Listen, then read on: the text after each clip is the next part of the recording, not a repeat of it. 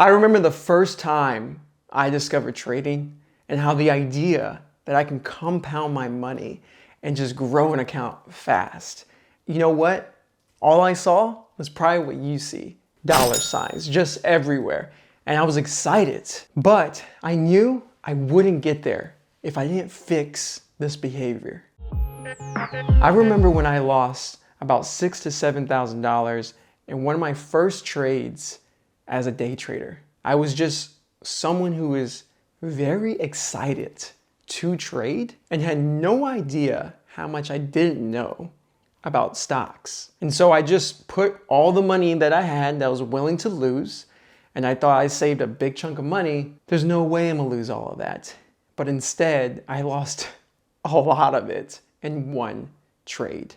And I knew if I continued that, well, the show wouldn't exist. I remember when I first discovered trading, the idea that I can compound my money fast was exciting to me, just like it is to you. And I wanted to just jump in with a big account because I had money saved up, which don't do, because as soon as I did that, one of my first trades, I lost around 6 to 7 grand in about 2 minutes. And I'm gonna tell you right now, my heart just dropped. And in my head was like, I gotta go to work. I gotta make this back. Because I was working at that time because I just discovered trading, and I was like, this is my way out of here. But then I quickly realized this is my way to stay here because if I don't have the proper mindset, if I don't view this properly, which I had no idea how to view it because a lot of people don't really dive into this part of trading, that I knew I would not be here for the long run, and this show, it just wouldn't exist. I want to take this time to say thank you to our sponsor, Cobra Trading. Cobra Trading is the go-to broker for day traders and short sellers. And I'm not the only one saying this. In fact, Benzinga awarded Cobra Trading as the go-to broker for short selling. They have a heavy focus on direct market access order routing, so you have the fastest execution. They have some of the best locate prices and availability. They also have amazing customer service. I've experienced many different brokers, and it's why I use them every single day and why I'm proud to have them as our sponsor. Sign up now by clicking the Be The Trader referral link below and earn 1 free month of software with Cobra and 25% off all commissions. Now let's get back to the show. After I took that big loss, immediately, and I didn't acknowledge this at the time, but looking back I see, I had PTSD of trading. Like I just was so scared to take any trade. And then when I took a trade, for some reason, I just felt like maybe I had to overcompensate and trade a little bigger. And then what happens? Take a bigger loss. And what happens next? That stress gets even stronger. And after that, now I can't take any trade. Now I can't press the buy button because I'm just scared. My heart, I don't know if you felt this, but I definitely have. I hear the ideas when people are in a scary situation, like that guy who was on social media getting chased by a cougar. No, go away. Go away. No. That feeling of your heart pounding and actually feeling like it's outside of your body is real for me. And I can honestly say that because it sucks. And it's so loud that all you hear is your heart. You can't even think. And so even when I saw an opportunity, all I can hear is boom, boom, just constantly. And it made me even more scared to pull the trigger. Now, what I want to share with you is if you are going through this like I was, I wish that I could go back in the past and tell myself these things so that way I can get over this and continue to grow and get consistent faster. Because for me, I couldn't get over it. I was stuck in that heartbeat room. And that's why I think personally it took me so long to get consistent. And so long is relative. Everyone has their own journey. Of course, you're gonna feel like this is taking forever because you're in it. And I felt that way too.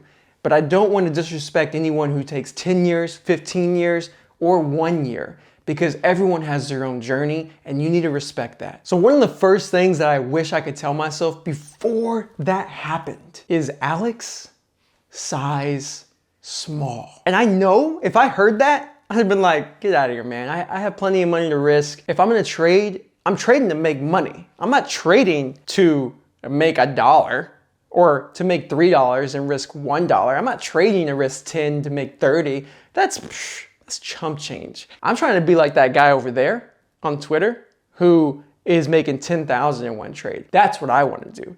That's why I'm trading. So I don't know if I would have listened to my advice, but I recently started taking boxing, and I'm not a boxer. I'm not anyone, I'm not like that, but I'm loving the process. And one thing that I'm learning is in boxing, they're teaching me the basics, right? They're teaching me how you're gonna get hit often, especially when you're new, because you don't know what you don't know. Boxing is very strategic, and you gotta learn your opponent, and your opponent is a stock market. I don't just go into a boxing ring and fight Mike Tyson, right? I don't just go fight some guy who's gonna murder me and destroy me, and I'm gonna just lose all confidence and never box again. Can you imagine if someone like Ali, his very first fight, all he fought was someone who was like Mike Tyson at his prime, and his very first fight, he just got destroyed. So much so that your confidence was just completely obliterated. You might not ever see that person get to his prime.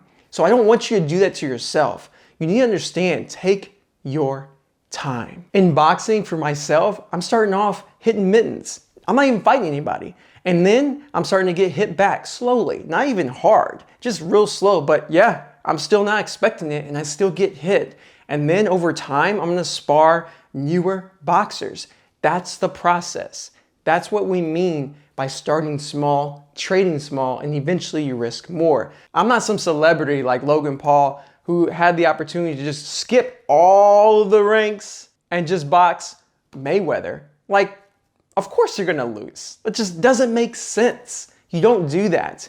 And if I do that in my trading account, I'm gonna get knocked out. I'm going to lose, and I'm going to lose big. And not only financially is that gonna impact me, but mentally and subconsciously, it could prevent me from ever reaching my prime. The other idea I wish I could tell myself is, Alex, stop forcing trades. Don't force anything.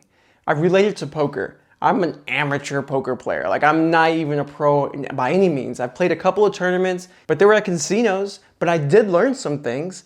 When I'm playing in those tournaments, the reason a lucky person like me was able to get into second or third is only because I played very careful.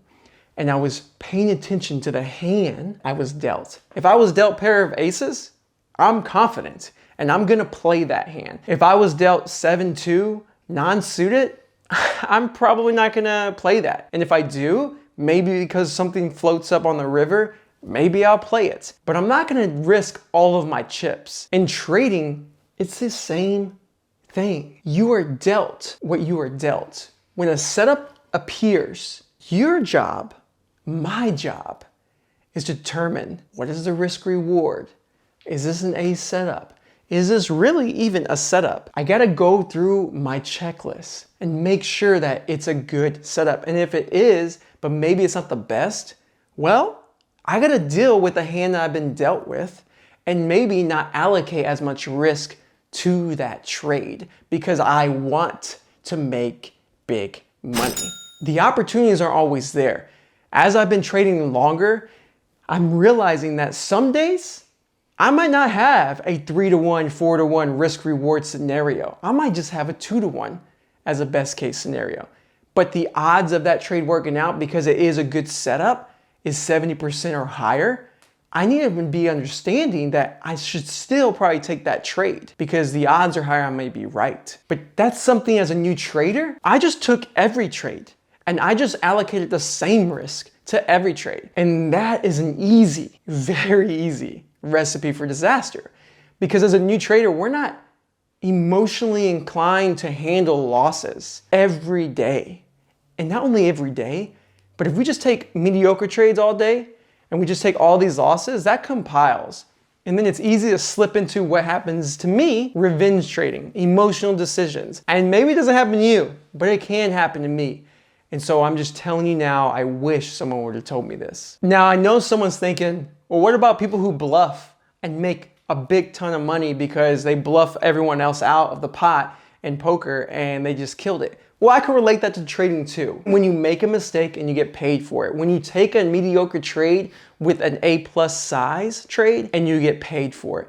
As a new trader, you don't know what you don't know, and you don't understand the importance of how you should not get any reward for breaking any type of rules or taking trades or taking abnormal risk. Because if you do, I've talked to so many traders on my one-on-one calls where they were up $200,000. They went from $100,000 to $200,000 to $300,000 and then lost it all down to $50K in 1 or 2 trades because they didn't realize that the way they got there was bluffs.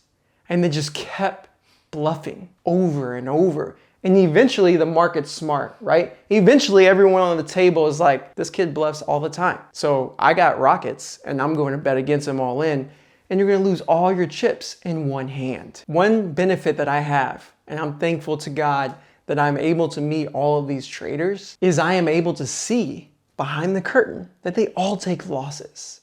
And sometimes they take big losses, but how they handle it is not like how you and I handle it. They don't get emotionally distraught and place a trade right away. And if they do get emotionally distraught, they take the day, maybe the week, until they get emotionally settled and balanced.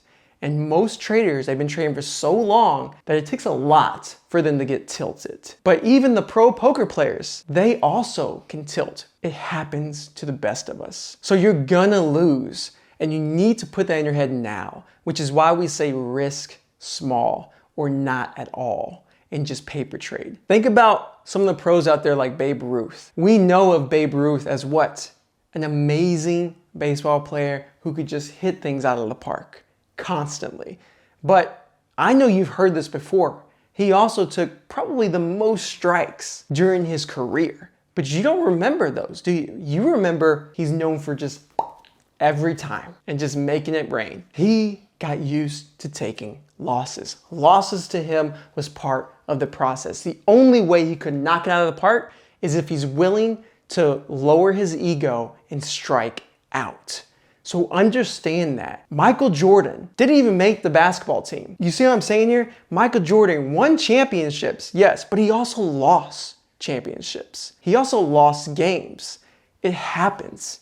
That's part of the process. If he let that get into his head, he may not be Michael Jordan like we know. That's super important that you need to take with your trading and understand that you're gonna lose. Your journey is like putting a destination in your GPS and you're trying to get there from your home. When you do that, that GPS is gonna get you the smoothest way there, right? Every destination has surprises.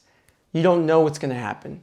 No one does when you're on your way home from work, when you're on your way anywhere. You just need to understand this takes time.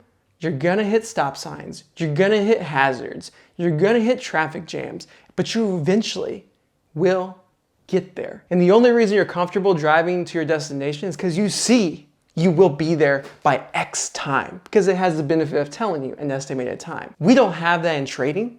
You just need to trust the process, focus on the process, and it will get you where you need to be.